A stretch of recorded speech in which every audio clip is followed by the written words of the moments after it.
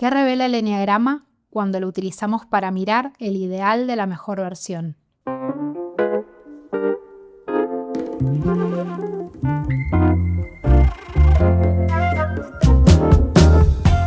Estás escuchando Amable Revolución, un espacio para dejar de evitarte y comenzar a explorarte.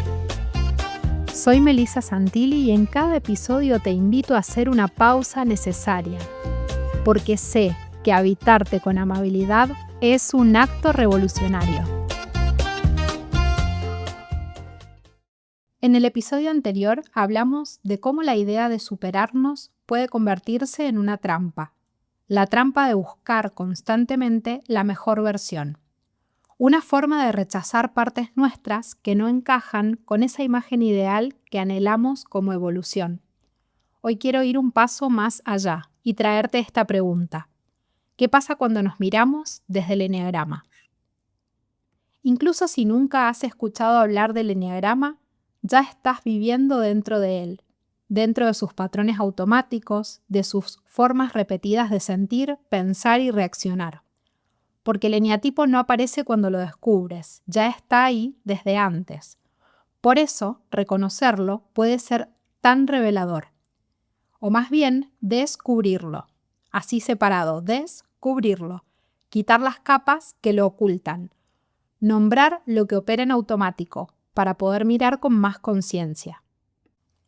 Nuestra idea de lo que está bien y de lo que deberíamos ser, de lo que otros esperan de nosotros, ya está profundamente teñida por la estructura de nuestro eneatipo dominante. Por eso, muchas veces creemos que estamos evolucionando, cuando en realidad solo estamos perfeccionando las estrategias que repetimos y la imagen que el ego necesita sostener.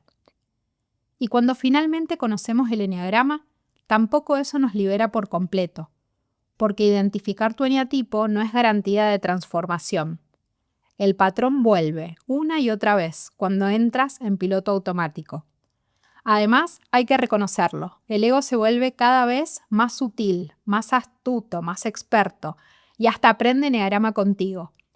Y ahí está la paradoja. El mapa puede volverse una nueva trampa si no hay presencia. Por eso el eneagrama no es una respuesta cerrada, sino una invitación abierta. No es una etiqueta, sino un camino que se recorre día a día. Lo que transforma no es saber tu eneatipo. Lo que transforma es cómo te relacionas con lo que se revela cuando te autoobservas. Y eso es un trabajo cotidiano, compasivo, profundo, no inmediato y nunca terminado o resuelto por completo. Nuestra mejor versión no siempre es equilibrada. A veces esa mejor versión de ti es simplemente una versión más funcional, más adaptada a los mandatos o más cómoda para los demás. Incluso puede llegar a ser la versión más fácil de sostener para la estructura de tu personalidad, la que no te invita a cuestionarte, la que no desafía tanto, pero también la que se sostiene repitiendo una y otra vez los mismos patrones automáticos. Y en otros casos, esa imagen idealizada termina convirtiéndose en una vara inalcanzable. Como dice la frase, los ideales suelen ser enemigos de lo bueno, porque dejan lo bueno como insuficiente, como si nunca alcanzara. Y desde ahí empezamos a rechazar todo lo que no encaja con el ideal, porque el ideal vive en el plano de lo mental, en el plano de las ideas.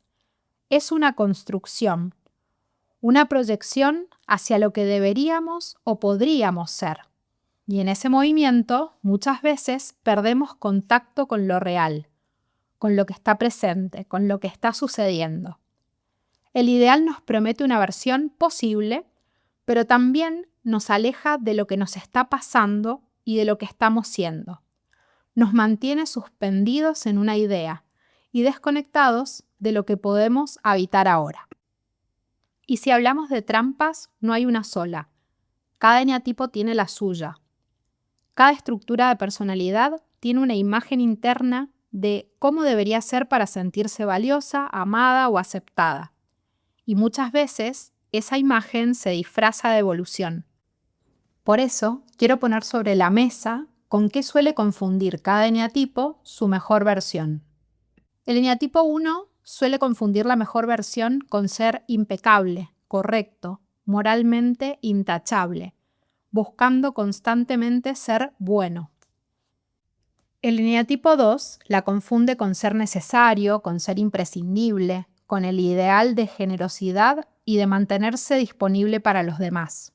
El eneatipo 3 confunde su mejor versión con ser exitoso, con la imagen que proyecta, con la eficiencia, con el reconocimiento que consigue y también con el ideal de productividad. El eneatipo 4 confunde la mejor versión con la búsqueda de la autenticidad y lo transforma en convertirse en el buscador o la buscadora constante, que permanentemente está alimentando la idea de rechazar lo que ya es. El eneatipo 5 la confunde con ser autosuficiente, independiente, competente a nivel intelectual. El eneatipo 6 confunde su mejor versión con ser leal, para sentir seguridad y tener certezas. El eneatipo 7 suele confundir su mejor versión con ser alegre, positivo y también libre de poder elegir lo que sea que quiera. Una vida sin restricciones y sin límites. El eneatipo 8 confunde su mejor versión con ser invulnerable, fuerte y dominante. Y por último, el eneatipo 9 confunde su mejor versión con ser pacífico, adaptable y sin conflictos. Es decir, mantenerse en un estado de aparente comodidad. Y el gran problema de todo esto es que puede confundirse con crecimiento.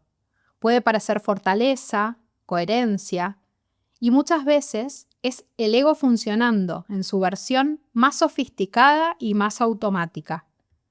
También son versiones difíciles de cuestionar, porque funcionan, y cuando algo funciona, dejamos de mirarlo, y lo que no se mira, no se nombra, y lo que no se nombra, no se transforma. Algo que me preocupa profundamente es ver cómo incluso dentro del mundo del eneagrama esta trampa se alimenta. Algunas escuelas incluso enseñan que el poder o la esencia del eneatipo 2 es ayudar, que el eneatipo 1 tiene el talento de mejorar el mundo, que el don del eneatipo 3 es tener éxito o que el 9 vino a este mundo a traer paz. Y aunque puede sonar inspirador, en realidad creo que esto puede ser peligroso. Porque muchas veces no estamos hablando de una virtud, sino que en realidad hablamos de compulsión. Y una compulsión es un impulso automático, inconsciente, que se repite sin elección. Si le decimos al ego que esa compulsión es su poder, lo reforzamos.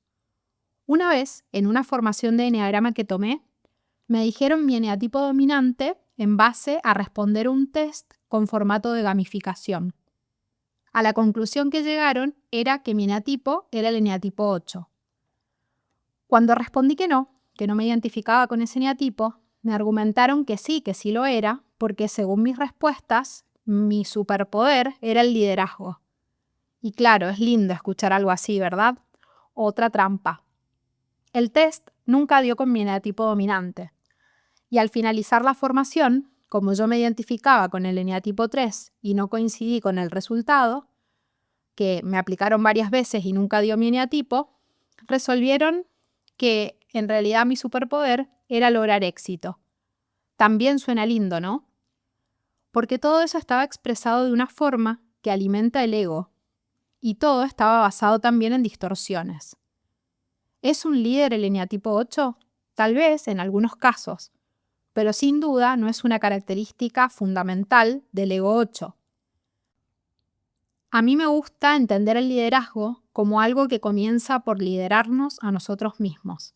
Y desde ahí, creo que no hay eneatipos líderes, porque todos los eneatipos están definidos por la repetición inconsciente de patrones.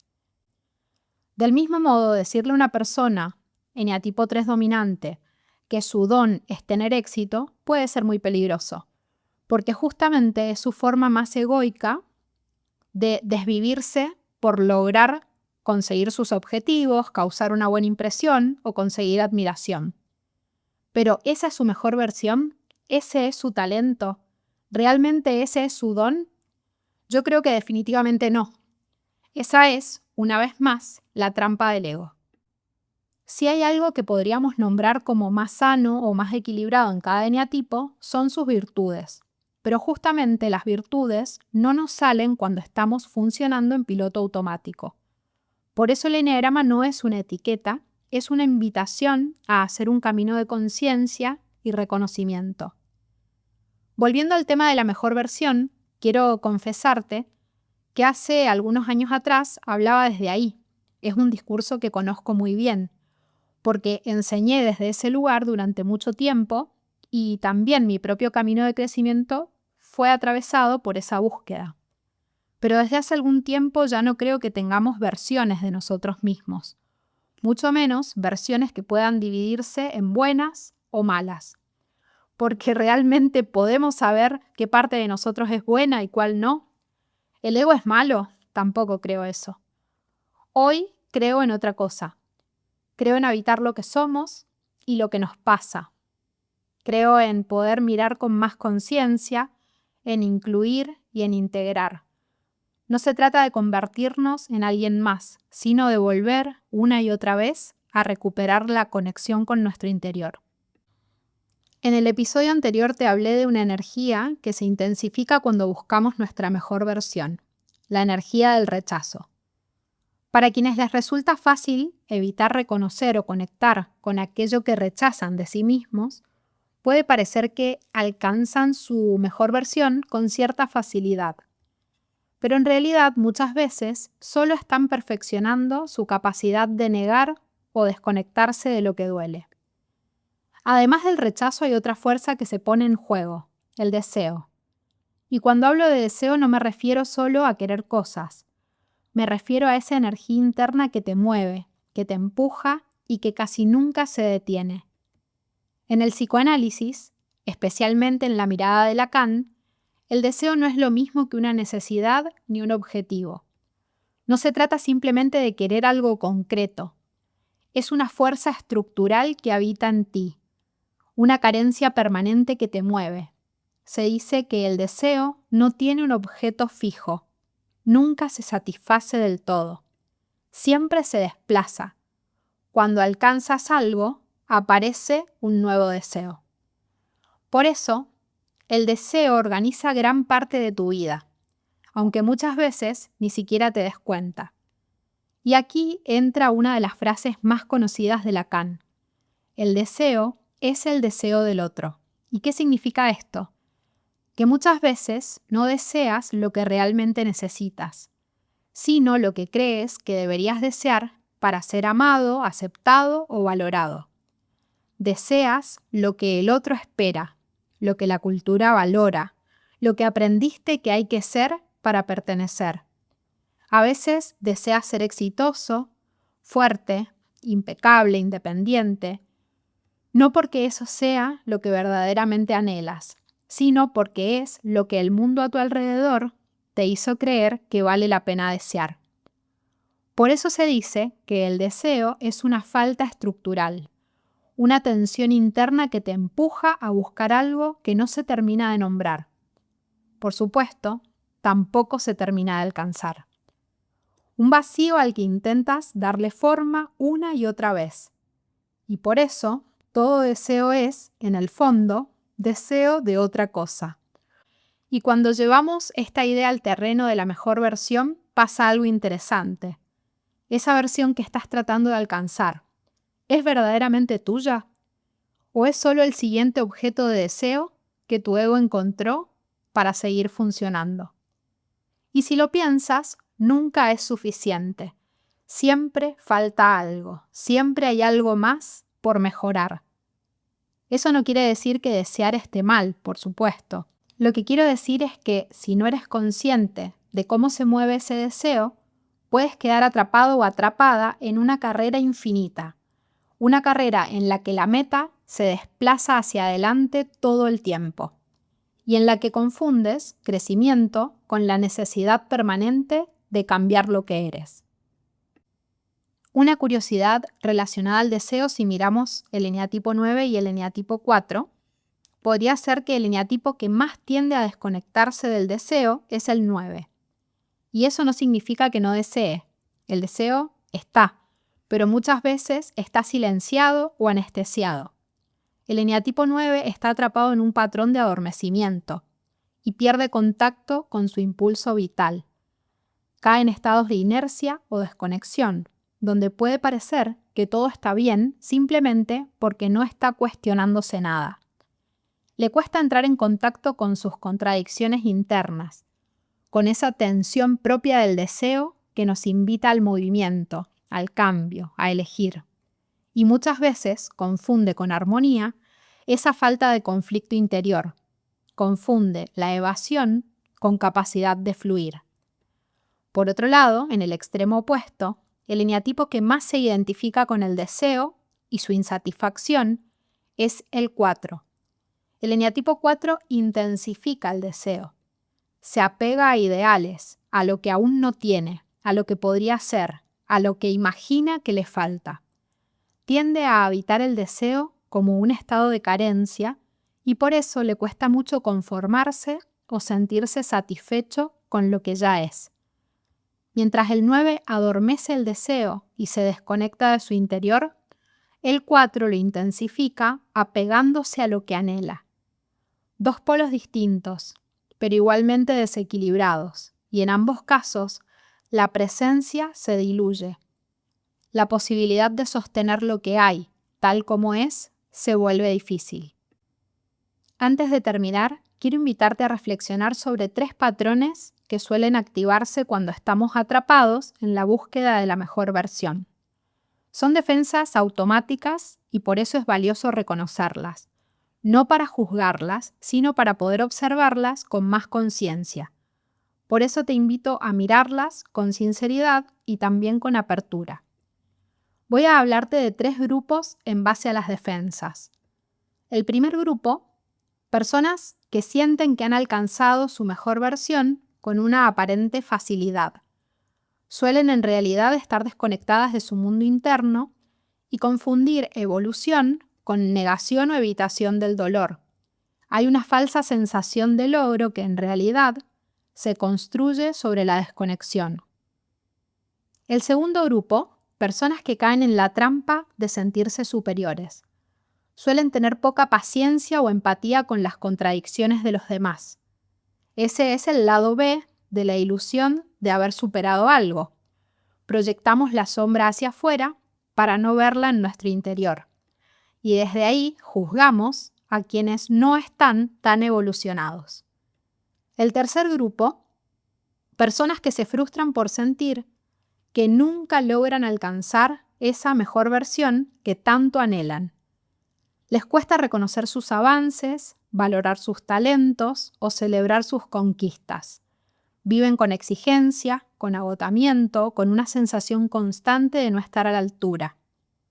Pero si lo miramos bien, en los 3 casos algo se pierde, ya sea por desconexión, por superioridad o por frustración. Terminamos perdiendo el contacto con nosotros mismos, o por lo menos con partes fundamentales de nosotros mismos. Y por eso quiero dejarte una idea que para mí es clave. Estoy convencida de que más que alcanzar una mejor versión, lo verdaderamente transformador es estar disponible para lo que nos pasa. Estar presentes con lo que hay, con lo que sea que sintamos, con lo que aún no entendemos. Todo esto también es transformación. Porque no se trata solamente de aspirar a algo más, sino de poder sostener lo que ya estamos siendo. Sostenernos con presencia, con honestidad y con amabilidad. Y antes de despedirme, quiero dejarte una pregunta final. ¿Y si eso que crees que es tu mejor versión es justo lo que tu eneatipo quiere que sigas repitiendo?